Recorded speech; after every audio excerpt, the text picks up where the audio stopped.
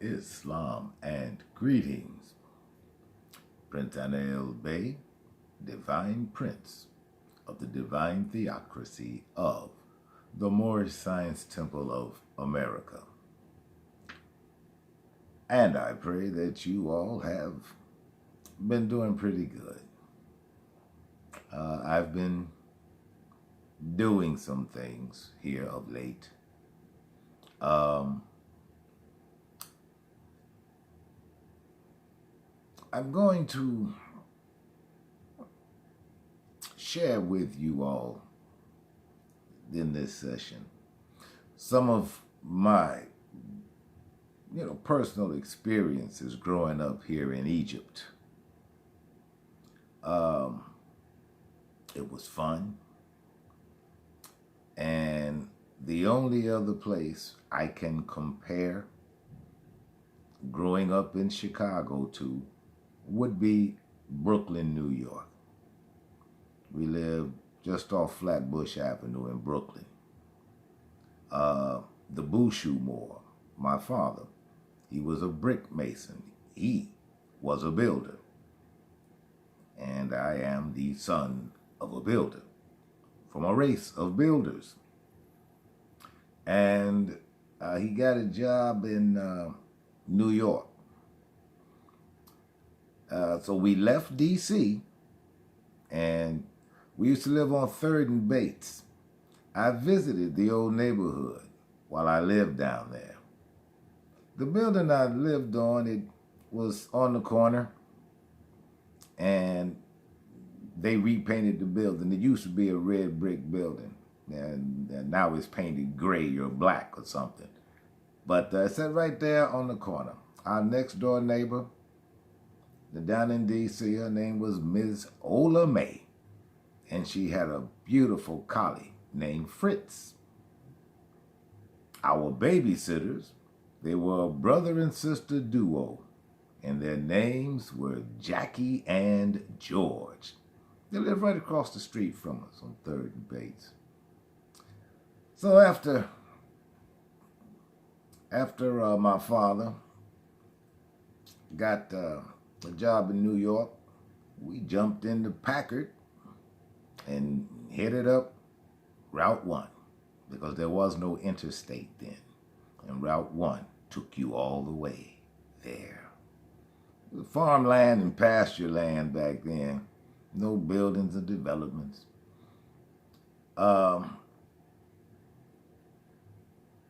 We stayed in Brooklyn for a minute. Then we came back to Chicago. Well, this time when we came back to Chicago, we came to stay. And although I was born in Galilee, lived in several other places, I call Chicago home because this is where I spent the remainder of my youth. Growing up, it was spent here. And Chicago during those days, during those times, it was a great place to be. I mean, like I said, outside of Brooklyn, because you were never bored in Brooklyn, you could never be bored in Chicago. Coming up,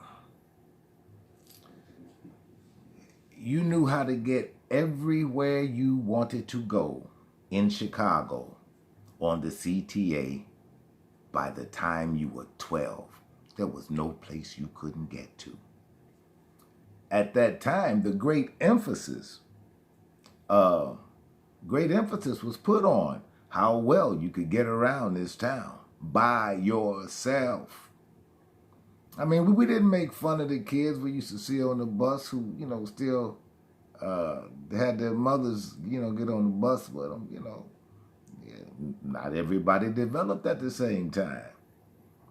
And we already knew how embarrassed they were once they saw us on the bus alone, But the great incentive, to learn the CTA was Riverview.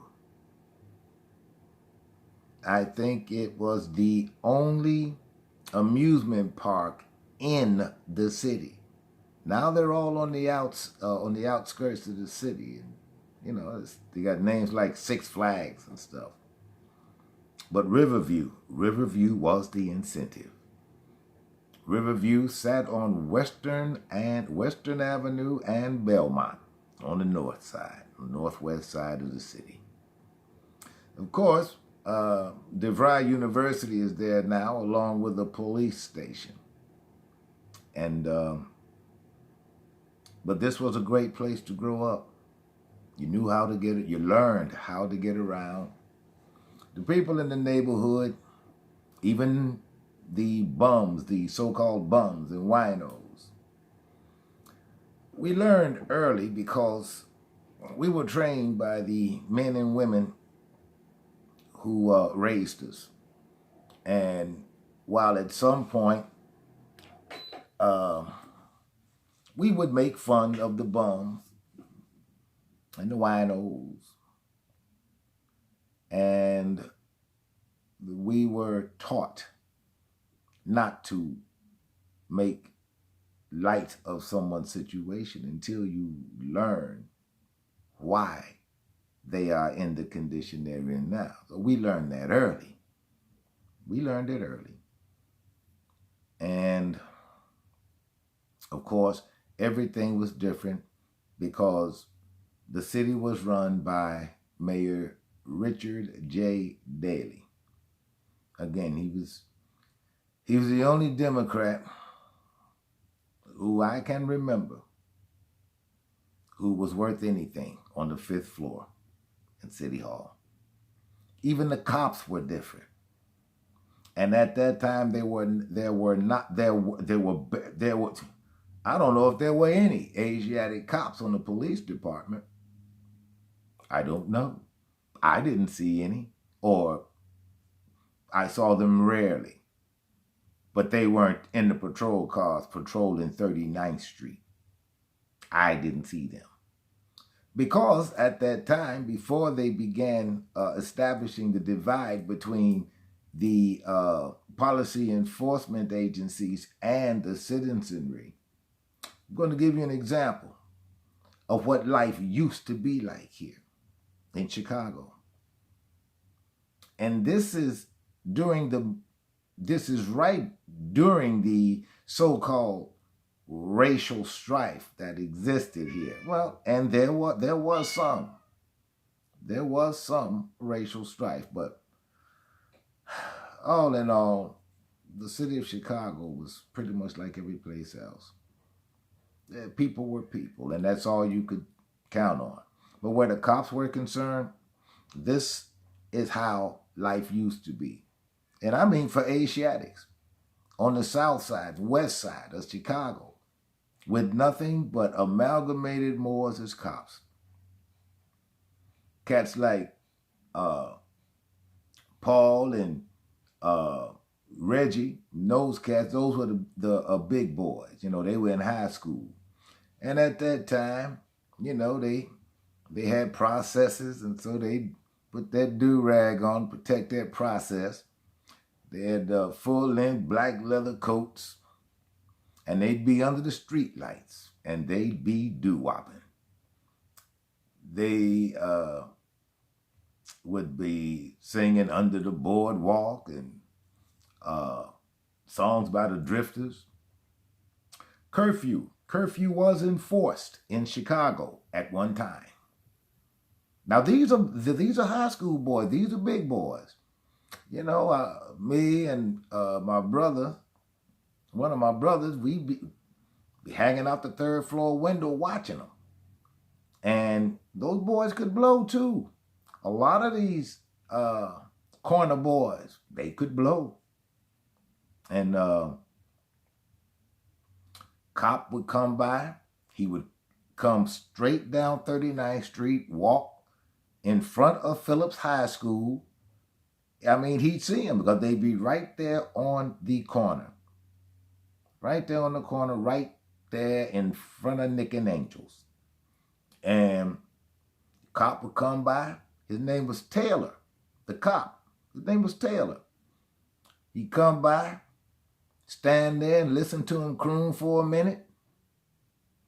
And he would tell them, all right, gentlemen, it's almost 10:30. I'm going to come back here in about 15 minutes, and I want this corner. That's the way cops used to actually talk to people here. That's how they actually used to talk to people here. We knew Chicago was the most segregated city in the world, but people still lived civilly. And before the Great Divide, I call it the Great Divide because it was a political plan to drive a wedge between those who enforced the policies that are described as laws and those people who would be on the brunt end of it when they violated one of these codes, acts, and statutes. That's the way it used to be. I'm going to give you another example. Now, before it became illegal in America for a boy to be a boy, we used to do boy things, and that included trying to break out windows. Well, our backyard faced the west side of Phillips High School, right there on 39th, well, 38th and Prairie, technically, because when you got to the corner, that's 39th Street. And me and my boy Ronnie, we are trying to break out some glass on the west side of Phillips High School. You know, the stupidity of it all never crossed our minds because, you see, both of us lived on the west side of Phillips High School. So while we're trying to break out the windows, this other cop, he came driving by. I don't know where they were going. I kind of wish they'd kept going. I heard the wheel screech at 39th and Prairie. They're right on the corner. I look right. I see the guest side of the car open. Oh, I see this big amalgamated Moorish cop. He's got to weigh 300 pounds. I'm 10 years old, and I am fleet of feet. There ain't no way this 300-pound man is going to catch me. And I don't even have to turn on the juice to get away from this dude. When he got out of the car and closed the door, he took off. Well, I only got maybe 5, 6, 7 yards on him. I can calmly just jog along and get away from him. No, actually, I couldn't. Because before I got to the middle of the high school, I felt a hand on my right shoulder. And then I kicked it into gear. It was too late because he had already caught me. Now, while this destroyed the maintenance of my mind, how could this 300-pound cop catch me? Well, it's easy. Because Chicago used to have fit police on its department. When you called PO 51313, which was the actual telephone number to the police department, if your house was on fire, you called FI 71313. You called fire. That was the number for the fire department. This was long before the 911 bank set up. There used to be fit police. And at that time, they were selling the police to the succeeding generations by having this guy come in called Officer Friendly. Well, see, I'm one of those kids from that generation. And I'm here to tell you now what they ought to be called. If they're going to be called officers, which they're not, they should be called Officer Horrible. That's what they should be called today. And I bet none of them go to any schools trying to convince any children that they are their friends. You cannot do it. You cannot do it. Because for generations, you've been teaching the children the difference between them and you. And what you've taught them is this: there are different laws for you and different laws for them. And that is no better demonstrated than when you block traffic in your damn SUV to holler at some woman walking out of a liquor store. And you do this. I've caught you, and I've screamed at you for doing it. I've screamed at you for doing it. But, again, this ain't that Chicago anymore. This is not that Chicago anymore. Because now, instead of hiring psychologically fit people to give guns and badges to, this is what Chicago hires. Chicago hires these bastard boys and girls from these young single mothers, and they hire them to police other people. These undisciplined, untrained, little rotten-ass boys and girls we watched growing up. Now they're going to pull me over and act superior to me?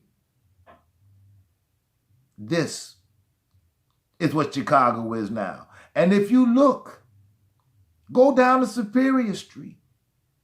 Go to any court. You want to know who you'll see mostly? Old people, senior citizens. Now, what the hell is the mayor, the new mayor of Chicago, going to do about that? Oh, trust me, I wrote her a letter, and I hand-delivered that letter to her on the 5th floor at City Hall. And I'm still waiting to see what the mayor's going to do for the senior citizens of Chicago. I'm still waiting to see. We already know the Secretary of State, Jesse White, ain't shit, and he ain't doing nothing but bumbling down in that office, where he'll never become governor. He'll die in the seat of the Secretary of State.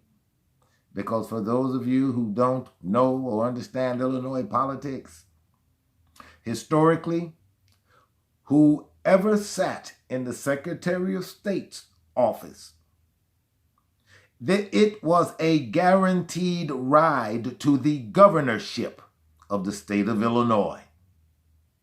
Now, I can't even count the years that Jesse White, the incumbent Negro, it's got to be over 30, 40 years, I guess, he's been there. Not one amalgamated Moorish Secretary of State has ever stayed in that office for that long. They stayed just long enough for the gubernatorial races to run, and then they would leave Secretary of State's office and go right to the governor's mansion. That's how that used to go. But not old Black Jesse. He's just down there and made the Secretary of State's office his own private little playpen. Even made up his own rules. As I stated in a prior video, there was a time you'd walk into the Secretary of State's office, take your picture, and walk out with your ID card. Now you get a paper temporary card, and then they send your regular card in the mail. How stupid is that? And then Illinois wants to tout how it's going paperless. That temporary ID is paper. But you see, all of this is because Democrats are running Illinois, and they're running it right into the ground. And as the world has already seen, since the conquering of Egypt and the institution of the state of Illinois, nothing has ever run on the square here. This state is as crooked as a dog's hind leg. There are no honest politicians here. There aren't any. And the Asiatics are so mesmerized by material things, they don't even care which way their lives go. Well, that's not my concern anymore. And this is why I am not in my audience role. I've done my job.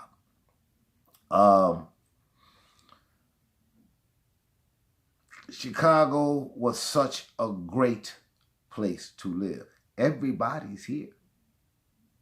If you don't have the opportunity to go around the world, go around the city of Chicago. Now, Chicago, it has a history. And for some reason, the crooked politicians here, they want to rely on everything to draw tourists except what Chicago is famous for. And Chicago is famous for three things. One, the 1918 Black Sox. That was the year, was it 1918? I think that was the year that the White Sox took a bribe to lose the series. Chicago is also known for the Chicago Cubs at that time, and up until recently, as the baseball club that's never been in a World Series. But the number one draw for Chicago is Mr. Alphonse Capone. Now, I've heard it stated, and I mean through the media, the city doesn't want to upplay Al Capone. I don't see why not. He's the second only reason people come here. And Chicago, and I mean, this could be a project for the mayor. This could be a project for the, you want to bring revenue to Chicago? Mayor Lightfoot? Tell you what you do. You make those tourist companies who keep all of the tourist dollars on the north side. You make those companies spread some of those tourist dollars to the west side and to the south side, because I don't know how much you know about Chicago's history, Madam Mayor, but all of the gangsters lived on the south side. Al Capone lived on the south side. He didn't move out to Cicero on the west side until later, and that's when Cicero became the town. That's when Cicero became the town. All the gangsters lived on the south side, Madam Mayor. Why don't you direct some of those tourist trap concerns you up on the north side? Well, why don't you? I mean, I got the plan for you. I got the plan for you. And no, I am not a political insider, not trying to be. I'm not even a Democrat, because I know y'all ain't nothing but oppressors and slavers. So no, I'm not one of you. But if you want to generate revenue for this town, then you'd better play up Mr. Al Capone, because he's the second only reason anybody comes here. Ask any GI from Chicago, or anybody from Chicago who was GI who had gone anywhere else in the world. My own experiences, Yokota Air Base, Japan. You sit down in Japan, well, Mama-san gonna ask you where you're from. Chicago.